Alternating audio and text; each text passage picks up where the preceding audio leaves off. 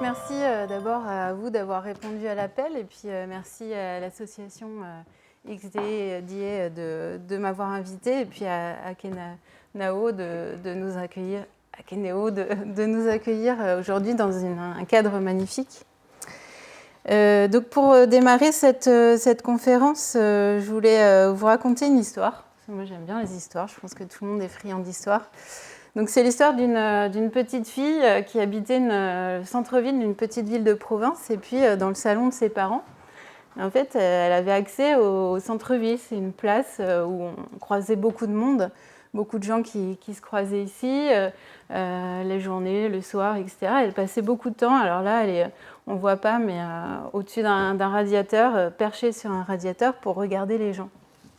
Et elle se disait, mais tiens, lui, qu'est-ce qu'il va faire? Où est-ce qu'il va? Il a l'air pressé, etc.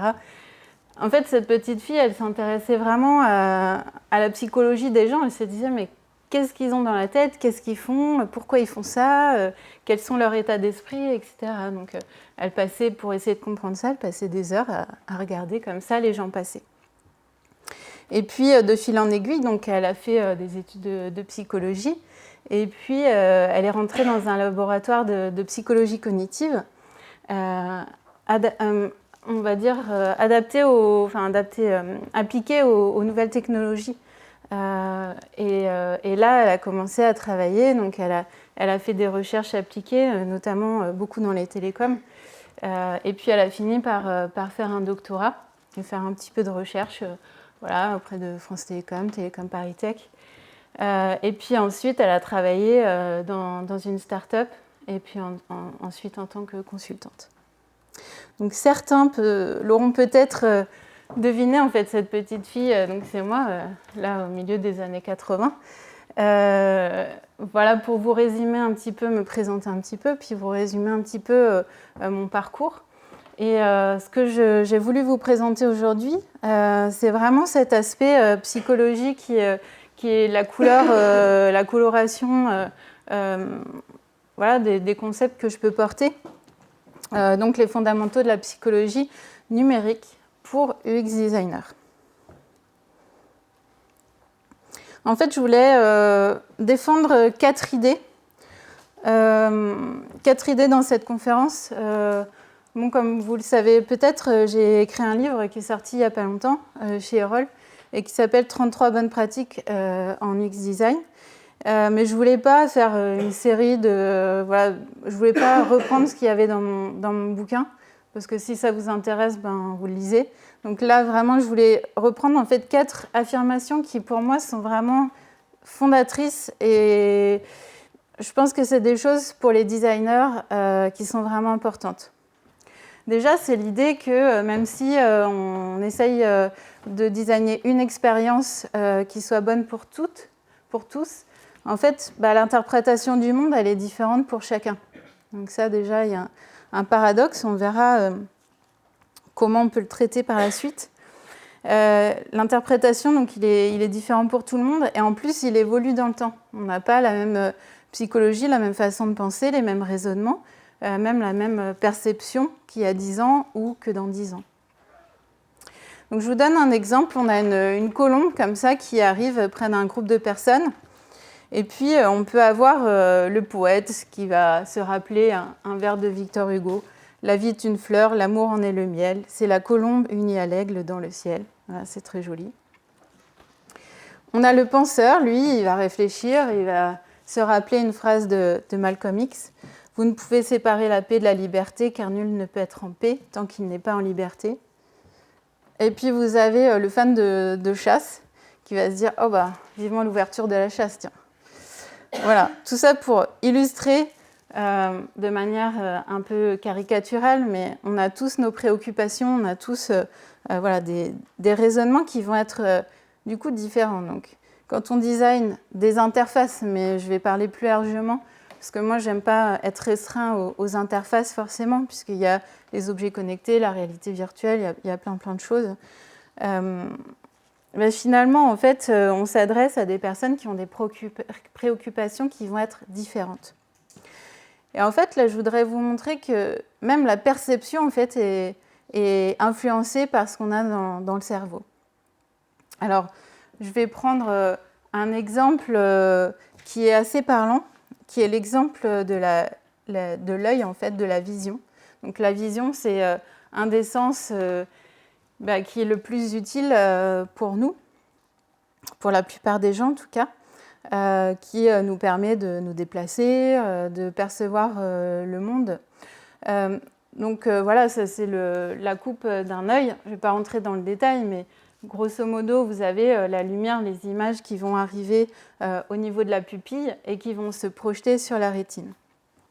Ensuite, sur cette rétine, on va avoir des nerfs optiques qui vont capter l'information, qui vont capter la lumière et qui vont la retransmettre au cerveau.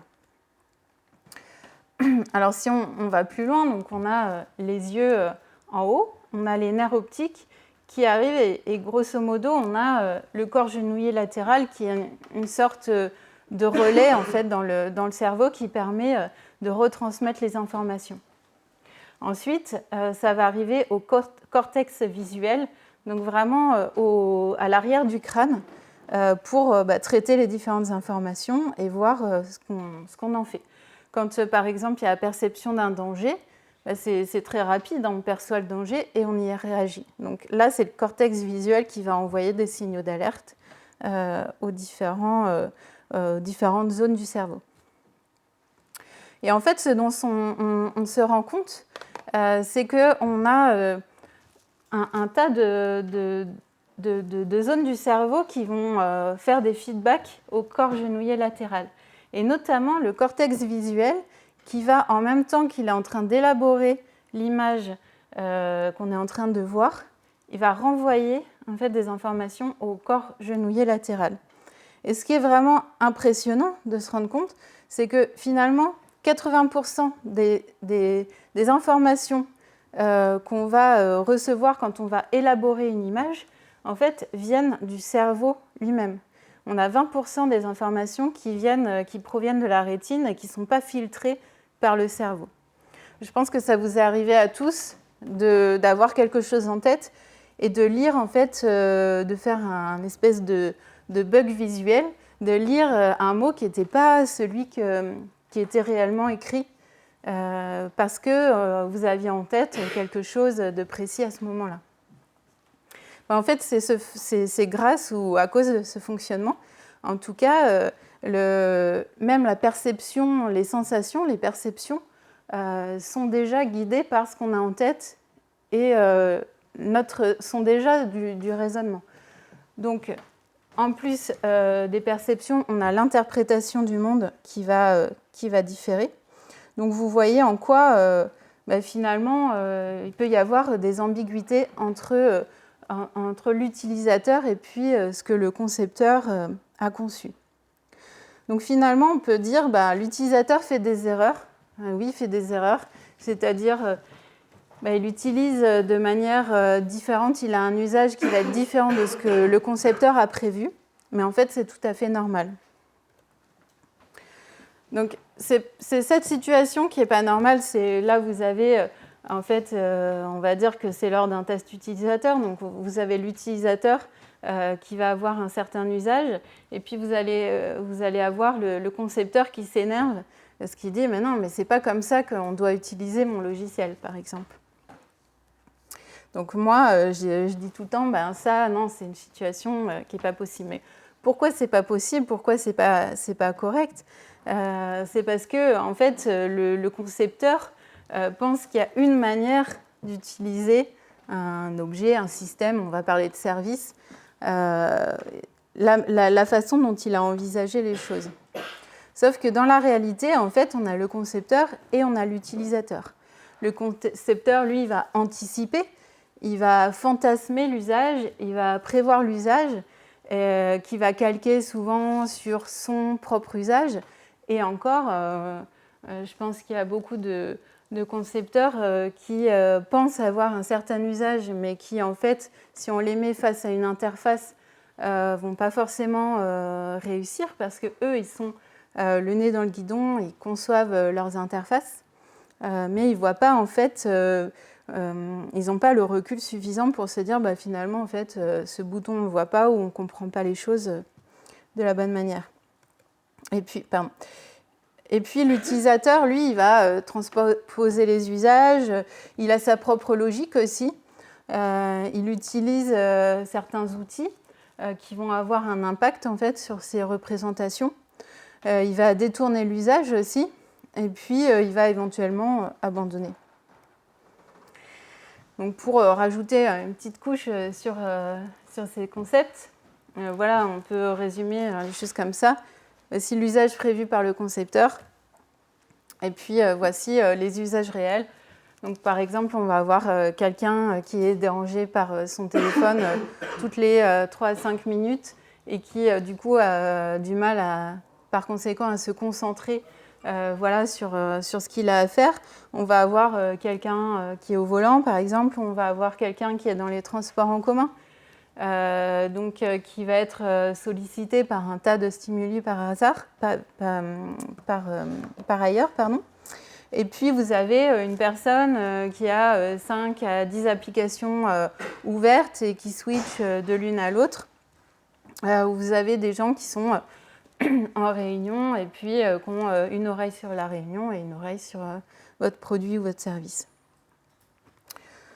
Donc ça, c'est quelque chose que vous avez sûrement déjà vu, mais je trouve que ça illustre bien en fait la distinction entre l'usage prévu et puis l'usage réel.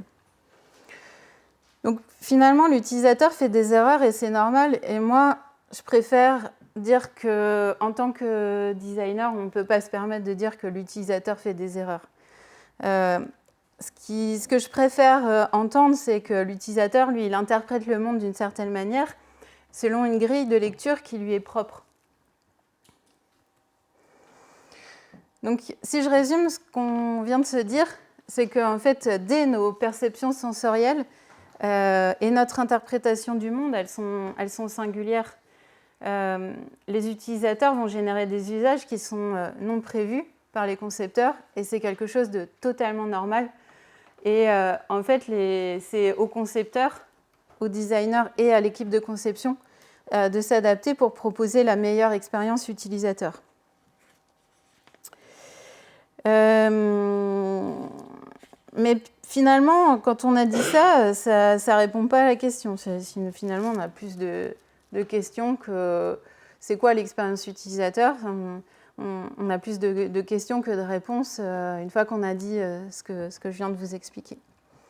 Donc finalement, comment on peut résumer l'origine du monde cognitif? Finalement, un logiciel, l'interaction avec un service, en général, passe beaucoup par le cognitif. Donc le cognitif, ça va être l'attention, la mémorisation, le raisonnement. Donc quelle est l'origine du monde cognitif? Alors, on peut se poser la question, comment en fait l'utilisateur va faire pour connaître son monde, pour s'approprier un service? On parle souvent de service intuitif. Vas-y, maquette-moi un service intuitif. Ok, mais on fait ça comment? Moi j'aime bien penser à ça en fait, à la boucle sensorimotrice. En fait, c'est vraiment la base. Si on regarde en biologie, même les monocellules, les organismes monocellulaires, en fait, ont ce système de connaissance du monde. En fait, on perçoit l'environnement avec les sens qu'on a à disposition.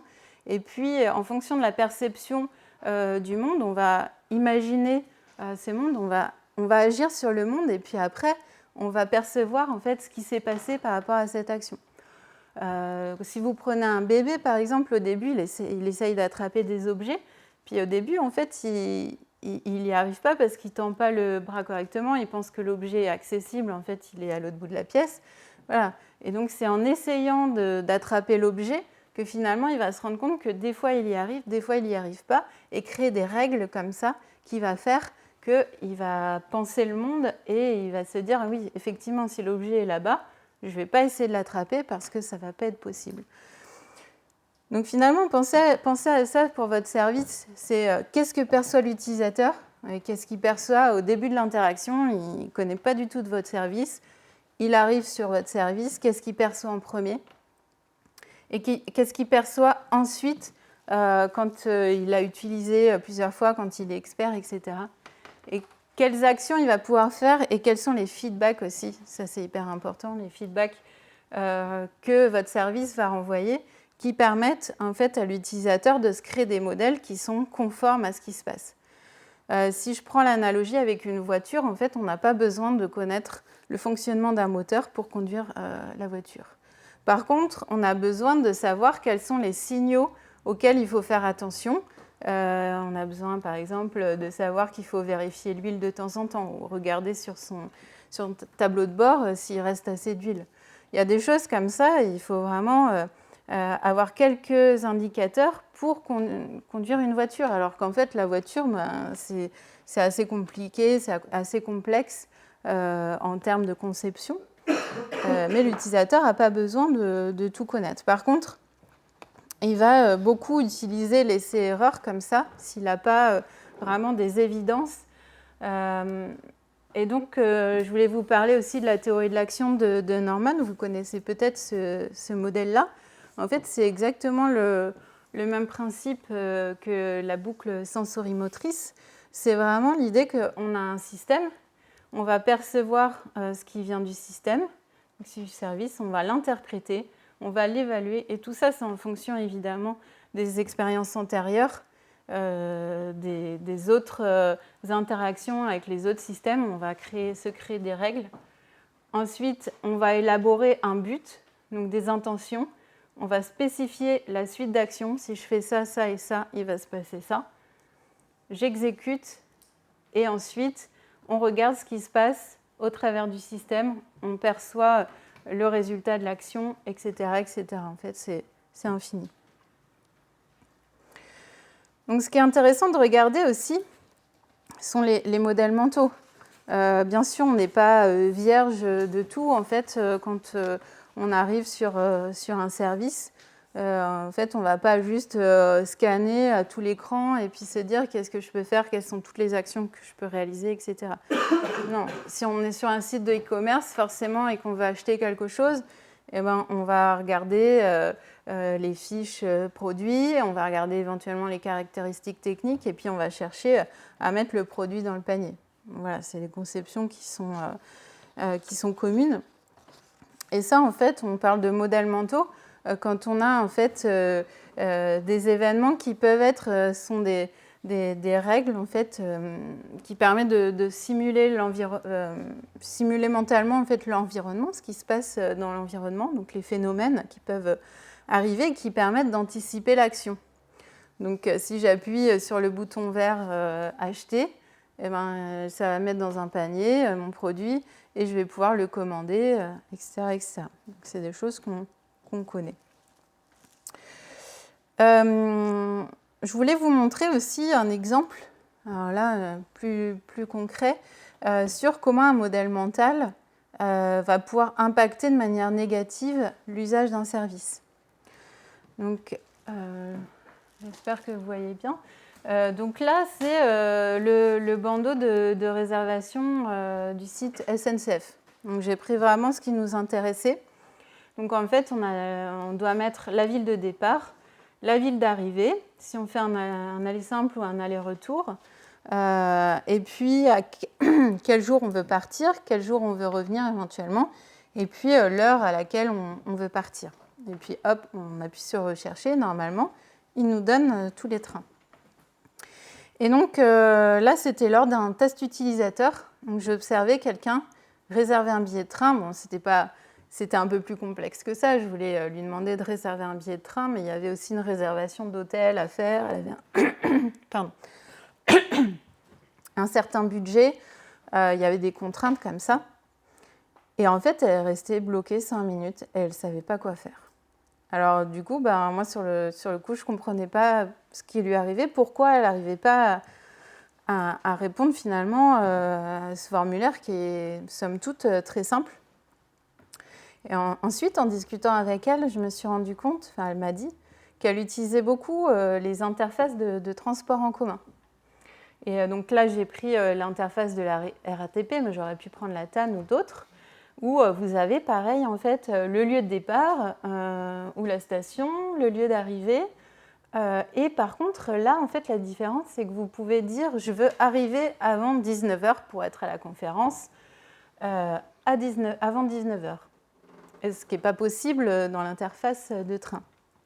Et en fait, elle a bugué à cause de ça parce qu'elle pensait que l'horaire en bas, le deuxième horaire, c'était arriver avant, alors là, en l'occurrence, c'est minuit, mais en même temps, c'était marqué retour, donc elle ne comprenait pas. En fait, simplement, l'interface n'est pas compliquée.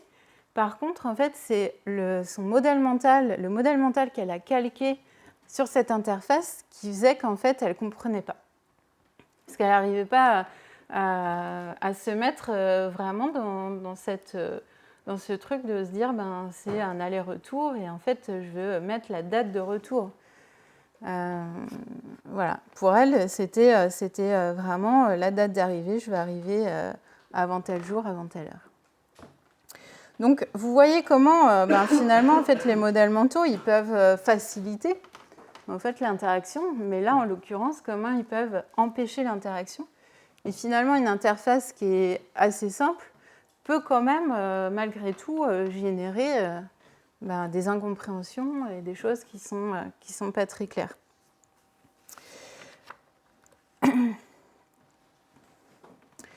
Donc, dans cette deuxième partie, ce que je voulais vous montrer, c'est ma deuxième grande affirmation, c'est qu'à la base de toute interaction, en fait, on peut penser l'interaction entre un humain et un système avec la boucle sensorimotrice. Et regardez, notamment quand on fait des tests utilisateurs, les choses de cette manière. Qu'est-ce que perçoit la personne?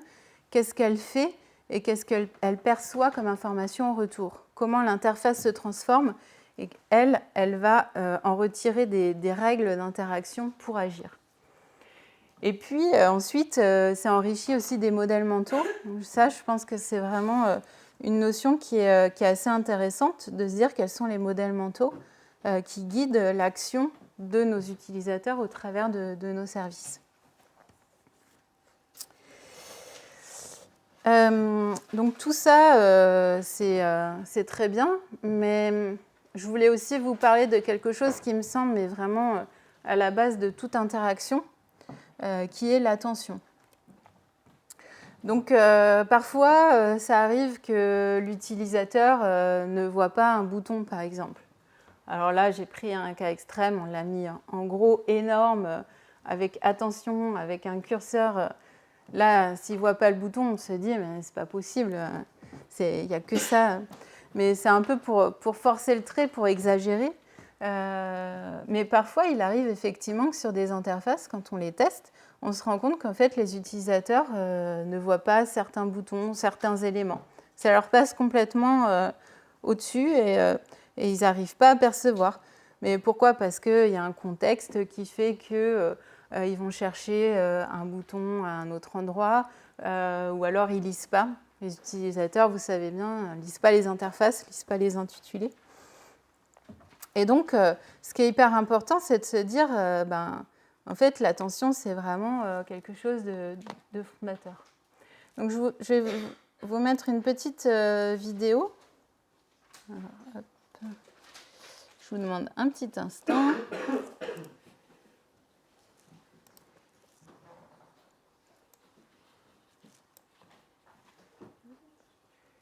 Qui teste l'attention, justement. Alors, c'est une vidéo en anglais, je ne sais pas si vous aurez le son, mais l'idée, c'est de repérer ce qui change dans la scène. Non, mais ce n'est pas grave si on n'a pas le son.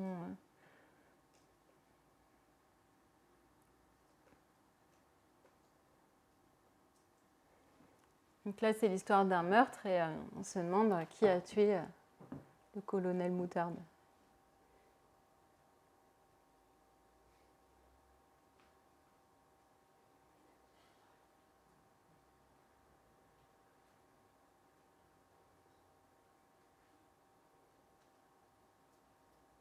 Et c'est la vieille dame qui est accusée.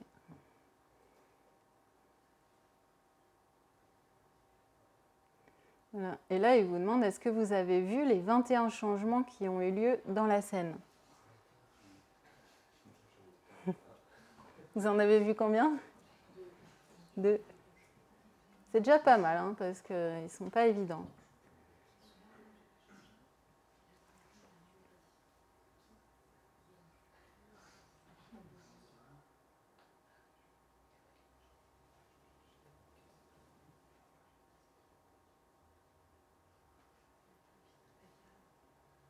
Même le mort est différent.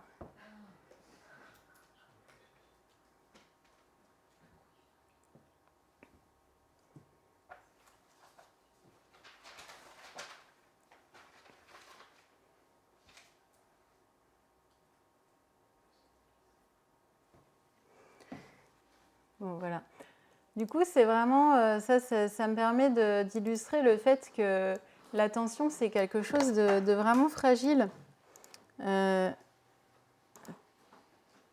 y a pas mal d'indices qui permettent de vérifier ça. Justement, les magiciens jouent beaucoup là-dessus, hein, sur l'attention. Ils focalisent votre attention sur les cartes, par exemple, et puis vous piquent votre montre. Ça, c'est un autre exemple que je voulais vous montrer aussi, de fonctionnalité clé qui est peu visible. Alors là, en fait, c'est un exemple qui est assez... Alors, j'arrive.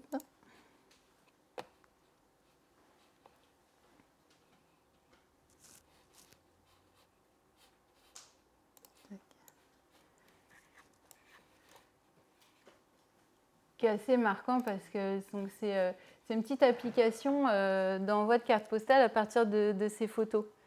Et moi, je trouve ça hyper sympa d'envoyer une carte postale avec des photos personnelles quand on est en vacances plutôt qu'une carte postale générique. Donc là, en fait, on crée la carte postale, on prend une image ici de son répertoire photo. Et puis là, en fait, moi, je voulais la mettre en format portrait. J'avais ma photo, je voulais la tourner. Alors, donc j'ai essayé, voilà, ça marchait. En fait, je pouvais la zoomer, dézoomer, la bouger de façon horizontale, mais impossible en fait de trouver la manière de tourner cette photo. Et en fait, ici, en cliquant à l'extérieur de la photo, vous avez une petite flèche. Mais du coup, moi, je ne l'ai jamais vue. J'ai écrit au service client parce que je ne trouvais pas la photo. Et c'était un moment où je voulais vraiment envoyer une photo en mode portrait. Et donc, finalement, en fait, c'est une fonctionnalité qui est assez clé, le fait de pouvoir choisir sa photo, on la met en mode portrait parce qu'elle est mieux, ou en mode paysage. Mais c'est hyper discret. En fait, finalement, il faut sortir de la zone de travail pour avoir une petite icône qui est hyper discrète. Parce qu'on pourrait se dire que, tant qu'à sortir de la zone, qu'elle soit bien grosse. Et puis en plus, on interagit de façon digitale, donc de manière horizontale, mais on ne peut pas tourner l'image. Donc ça, c'est assez bizarre. On peut monter la photo aussi, mais pas la tourner. Donc c'est vraiment quelque chose d'assez peu évident.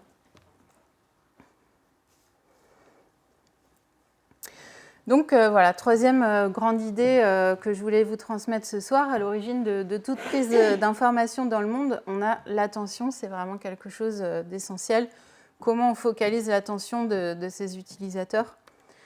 Donc je suis sympa, je vous ai donné quand même quelques petits trucs. Donc c'est bien sûr, il faut des interfaces qui vont être simples et lisibles. En fait, c'est toujours facile à dire et moins facile à faire. Vous avez quelques petites règles aussi de composition.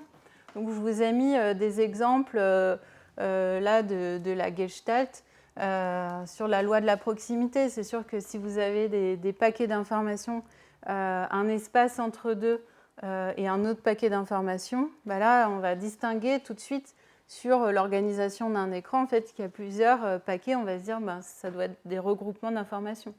Si par exemple, vous prenez un journal en ligne, le Times, le Monde, etc., en fait, il y a énormément d'informations. Eux, ils ne peuvent pas mettre 3 phrases, c'est pas l'objectif. Mais par contre, en fait, ils utilisent beaucoup cette manière de regrouper les informations et de les séparer en même temps en paquets d'informations pour qu'en fait, on se retrouve, on sait que, par exemple, là, c'est les articles culture, là c'est les articles sport, etc. Donc on va guider vraiment le regard des utilisateurs. Il y a la loi de la similarité aussi. Donc en fait, c'est en bas, vous voyez qu'il y a des petites pastilles de différentes couleurs. Si je vous dis focalisez votre attention sur les pastilles violettes, et bien là vous allez toutes les voir en fait d'un seul coup, même si elles vont être réparties dans l'environnement. Donc c'est la FNAC qui faisait ça à un moment, je ne sais plus s'ils le font encore, mais pour leurs produits qui ne sont pas encore commercialisés mais qui sont en pré-vente, ils avaient un bouton noir en fait à la place du bouton vert au niveau des fiches produits. Et du coup, en fait, on pouvait voir si on voulait vraiment un produit qui est disponible tout de suite. Assez simplement, en fait, on voyait que c'était le bouton vert qui correspondait à la fiche. Et en fait, on voyait tout de suite, même si on ne savait pas au départ ce que ça voulait dire, on voyait qu'il y avait des boutons noirs, des boutons verts. On se disait, il y a forcément un truc. Et après, il suffisait de lire sur le bouton pour voir que en fait, c'était en précommande. Guider le regard. Donc là, j'ai un autre exemple à vous montrer. C'est toujours sympa de montrer des exemples qui fonctionnent bien aussi. Donc là, c'est un bloc d'architecture. Je trouve qu'il est assez bien fait au niveau de la composition. On voit bien, il y a des articles sur le côté et puis il y a un article principal. À chaque fois, il y a une image et puis il y a un peu de texte. Donc ça donne quand même envie de lire. Mais je trouve que les sections sont bien identifiées, aussi grâce à l'épaisseur des traits et puis à un design qui va être assez épuré.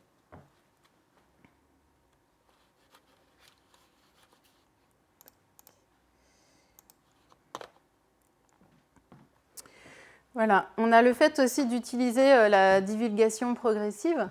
Donc ça, et puis le séquençage des informations. Donc pour le séquençage des informations, je vous ai montré un exemple là juste en dessous, qui est celui de Blablacar. Donc quand on publie une annonce pour proposer un trajet en voiture, en covoiturage, et déjà on détermine l'itinéraire. Donc ce qu'eux ont fait, je trouve ça pas mal, c'est là en fait on a en 1 votre itinéraire, donc on va renseigner d'où on part, où on va, etc. Et ensuite, on a l'étape d'après. Donc, plutôt que de se dire on a 15 étapes encore à remplir, là, on a juste l'étape d'après. Donc, ça motive, on se dit en fait, il n'y a pas beaucoup d'informations à remplir. En tout cas, on ne prend pas peur parce qu'il y a 15 étapes. Et l'étape actuelle, elle est finalement assez light et assez légère. Et donc, en fait, même s'il y a beaucoup d'informations à remplir, en fait, pour l'utilisateur, ça lui paraît beaucoup moins. Et puis pour la divulgation progressive, je vais vous montrer un exemple que je trouve pas mal aussi. Donc là, c'est une plateforme de formation en ligne. Et on arrive sur leur site, finalement, en fait, ils mettent juste l'objectif, qu'est-ce qu'ils vendent. Donc ça, c'est pas mal parce que des fois, il y a des sites, par exemple, les cabinets de conseil, ils sont assez forts pour ça. Vous allez sur le cabinet de conseil, vous faites 3-4 pages et au bout de 3-4 pages, vous ne savez toujours pas en quoi ils font du conseil. Ils font du conseil, ok, mais vous ne savez pas ce qu'ils vendent. Bon, c'est de plus en plus rare, mais... Et ensuite, une fois qu'on sait qu'ils peuvent vous aider à créer votre propre plateforme de formation, hop, après, ils commencent à rentrer dans les fonctionnalités, mais tranquillement, quoi. C'est-à-dire qu'on peut créer, on peut éditer, on peut organiser, puis en fait, on voit que c'est assez facile sur le côté. Et puis, on continue, et voilà. En fait, tout est comme ça. Ce sont vraiment des interfaces qui sont hyper simples, hyper épurées. On a un titre, un petit commentaire explicatif, et puis un exemple. Et donc, tout de suite, en fait, l'utilisateur, il est focalisé sur les informations qui ont vraiment du sens. Et puis... En fait, s'il a envie d'informations supplémentaires, il continue, etc. Donc, je trouve cet exemple assez intéressant.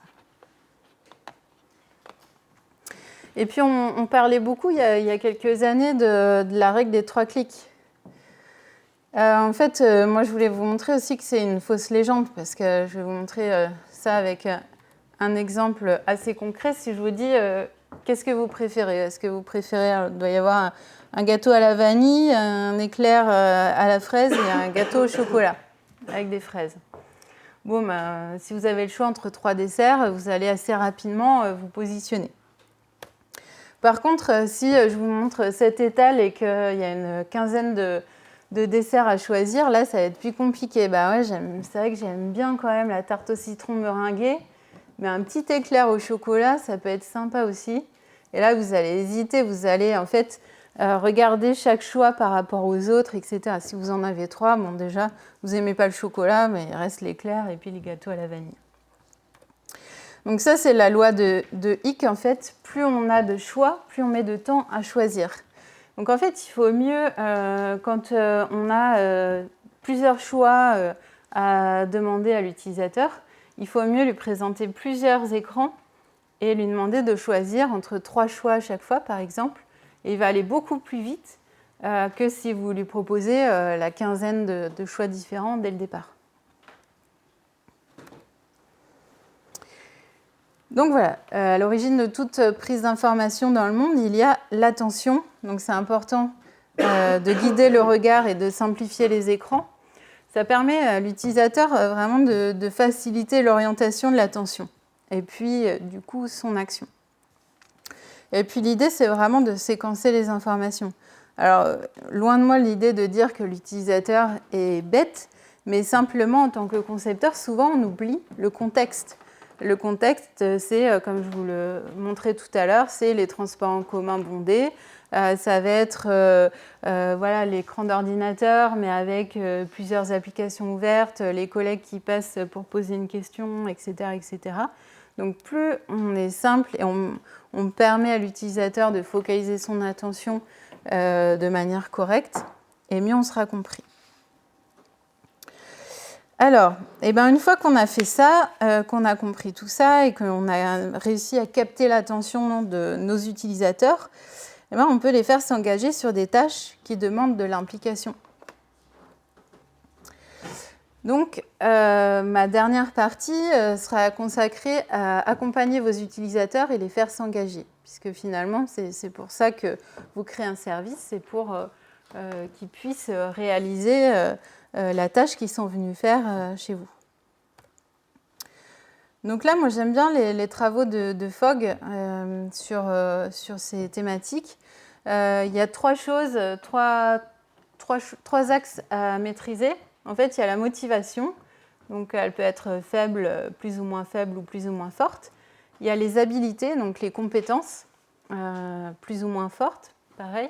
Et il y a un déclencheur. Donc je vous donne un exemple. Par exemple, vous savez faire la vaisselle, vous êtes très fort, mais par contre, vous n'êtes pas très motivé. Voilà. Ça peut arriver. Et puis là, en fait, vous avez votre compagnon ou votre compagne qui vient vous voir et qui vous dit « Est-ce que tu pourrais faire la vaisselle, s'il te plaît? J'ai vraiment pas le temps, ce serait vraiment adorable. » Et là, donc, vous avez un déclencheur et vous dites « Bon, ok, c'est vrai que je ne suis pas très motivée, mais vu qu'il m'a demandé gentiment, je vais le faire. » Voilà.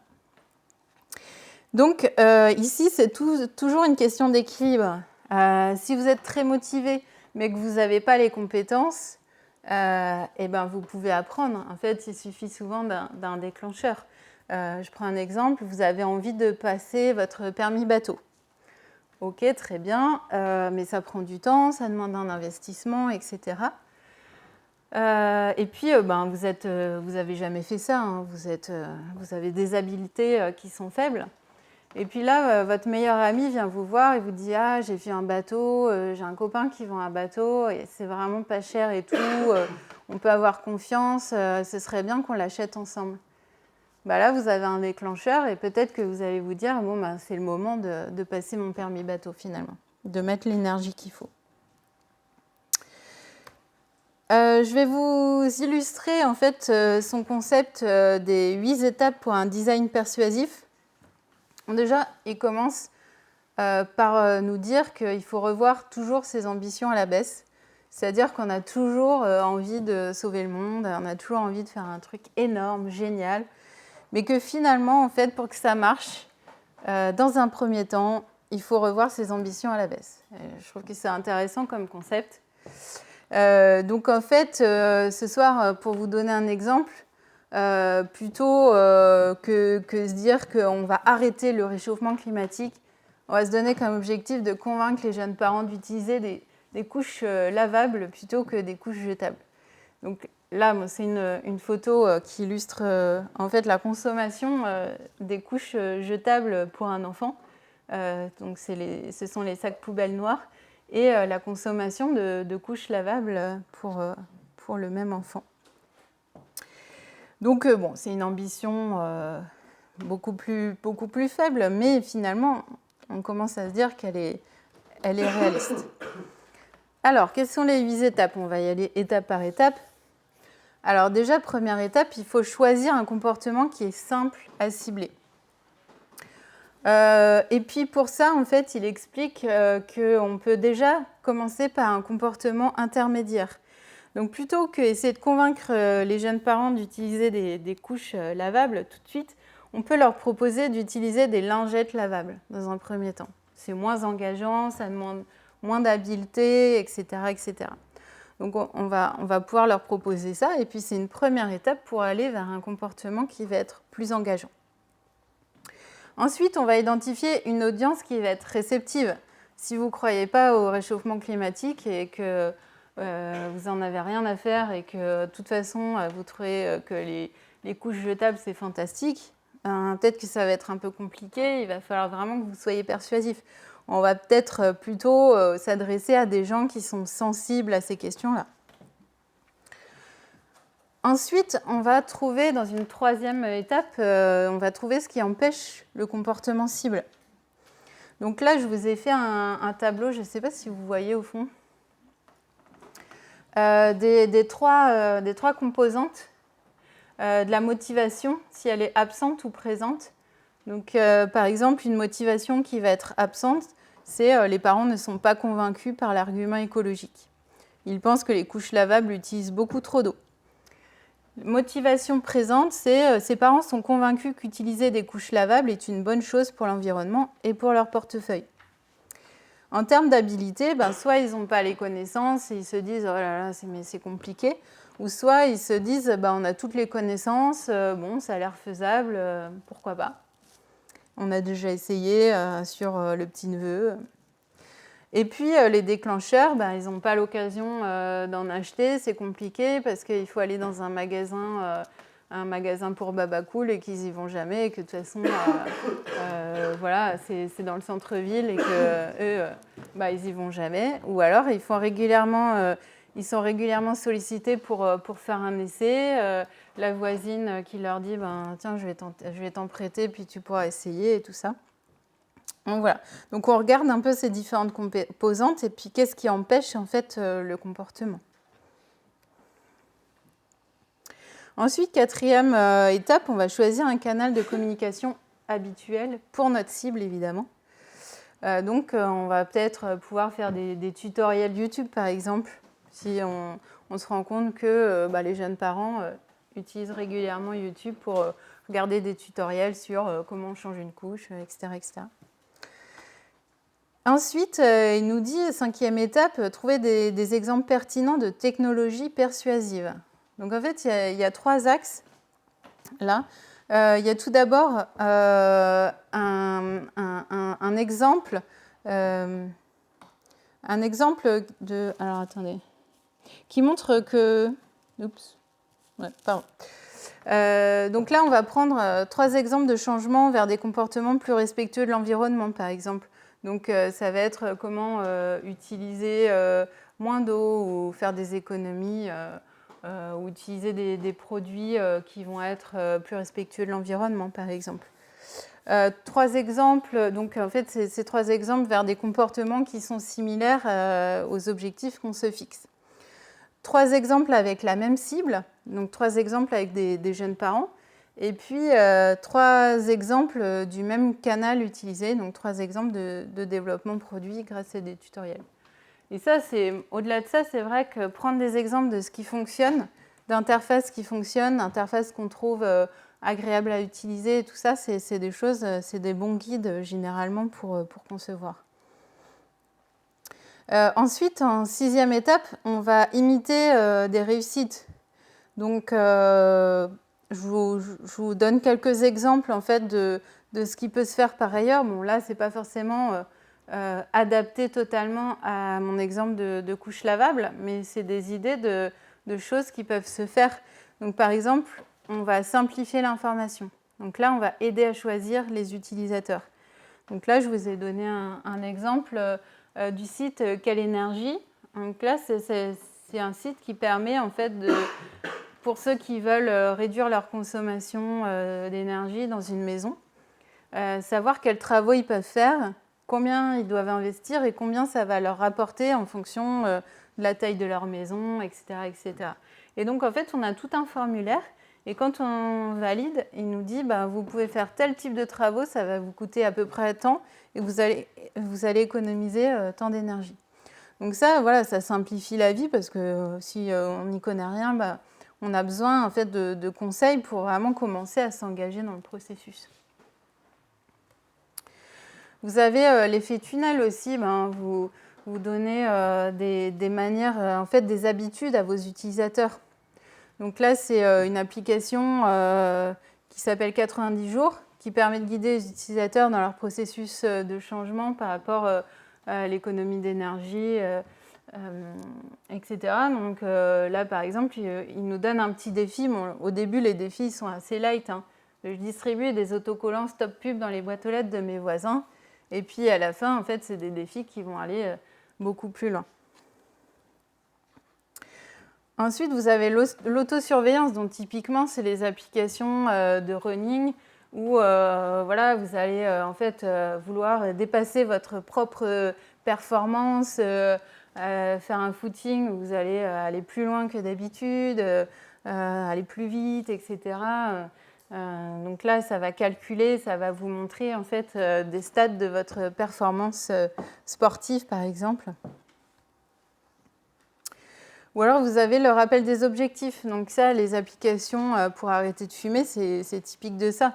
Là, on voit bien, en fait, il nous dit, en fait, donc, t'es le deuxième jour, tu as fait 19,6% d'une semaine sans fumer. Donc, c'est bien, mon gars, continue. On a arrêté de fumer, on est non-fumeur depuis 1 jour et 9 minutes, je crois. Voilà, donc on peut s'acheter la moitié d'un billet de cinéma avec les économies réalisées, etc., etc. Donc là, on focalise vraiment sur l'objectif et puis en faisant des rappels sous différentes formes. Finalement, vous voyez, ces interfaces, c'est que ça, c'est rappeler l'objectif principal et motiver l'utilisateur. Et pour finir donc sur l'observation de ce qui se fait par ailleurs, c'est le rôle social pour motiver aussi. Donc là, c'est encore une application pour arrêter de fumer. Et donc, en fait, vous avez les gens qui vont s'entraider. Moi, j'ai arrêté de fumer depuis 1 semaine. Ah, c'est super, vas-y, continue, etc., etc. Et puis, 7e étape, donc ça, évidemment, c'est essentiel, tester et puis itérer ce qui fonctionne, voir comment ce que vous proposez à vos utilisateurs, ça fonctionne par rapport à vos utilisateurs propres. Et puis, étendre le succès, donc ce qui fonctionne, vraiment le diffuser plus largement dans votre service ou proposer des fonctionnalités en plus. Donc voilà, c'était la 4e proposition que je voulais vous faire ce soir, c'est qu'une expérience bien conçue, en fait, elle va changer l'utilisateur. Vous allez vraiment pouvoir accompagner votre utilisateur pour faire des super trucs, pour être plus performant en running, pour arrêter de fumer, pour sauver la planète, tout ce que vous voulez. En tout cas, voilà, ce qu'il faut, c'est vraiment bien utiliser les bons systèmes qui fonctionnent en fonction de votre cible et de l'objectif que vous êtes proposé d'apporter à vos utilisateurs. Donc pour ça, pour changer la vie de l'utilisateur, on s'intéresse aux habiletés, à la motivation et aux déclencheurs des comportements. Donc ça, c'est 3 choses à observer. On débute par une faible ambition, on l'a dit. Et puis, on s'appuie sur les 8 étapes du design persuasif. Et on observe aussi ce qui fonctionne par ailleurs. C'est toujours intéressant. Et puis aussi, on teste et on itère. Donc, je reprends pour vous faire un petit résumé de la 3e idée que je vous ai proposée. À l'origine de toute prise d'information dans le monde, on a l'attention. Donc, pour ça, il faut guider le regard, simplifier les écrans, permettre de faciliter l'orientation de l'attention des utilisateurs et de l'action, et puis séquencer les informations. Juste avant, on s'est dit, en fait, à la base de toute interaction avec un système, il y a la boucle sensorimotrice enrichie des modèles mentaux. Donc ça, c'est 2 choses. Dites-vous toujours, comment mon utilisateur perçoit mon service, quelle action il peut faire et quelle perception en retour il va avoir, et puis quels sont ses modèles mentaux. Et puis, sans oublier que même si on conçoit l'expérience utilisateur, elle est toujours... en fait, l'utilisateur, il interprète toujours le monde selon une grille de lecture qui est singulière, qui lui est propre. Donc, pour conclure, moi, j'aime bien dire que l'expérience utilisateur, ce n'est pas une science exacte, c'est une alchimie. Il faut justement trouver le bon dosage entre tout ça. Et puis, c'est essentiel de bien connaître ses utilisateurs. Donc, grâce notamment aux tests utilisateurs, c'est vraiment essentiel pour justement essayer de décrypter ce qui se passe dans le cerveau de vos utilisateurs. Et puis, à la psychologie numérique, là, je prêche un peu pour ma paroisse. Mais en tout cas, c'est toujours intéressant d'essayer de comprendre les mécanismes qui guident vos utilisateurs. Et puis, bien guider l'attention et le regard. L'attention, c'est à la base de toute perception du monde. Et puis, comme ça, vous pourrez changer le monde de vos utilisateurs. Donc, je vous remercie. Un petit mot pour vous dire, pour vous présenter le livre que j'ai écrit et qui est sorti il n'y a pas très longtemps. Donc, 33 bonnes pratiques en UX design, les fondamentaux de la psychologie numérique. Si vous souhaitez avoir un exemplaire ce soir, j'en ai ramené quelques-uns, donc pour ceux que ça intéresse. Je peux aussi vous faire une dédicace. Vous venez me voir, je vous ferai ça. Et puis, vous pouvez aussi me suivre sur ma chaîne YouTube. Donc, cette année, je me suis donné comme objectif de faire une vidéo par semaine. C'est un objectif ambitieux, mais j'espère le tenir. Et puis aussi, on peut rentrer en contact sur LinkedIn et puis échanger là tout de suite déjà si vous avez des questions et puis de manière informelle par la suite.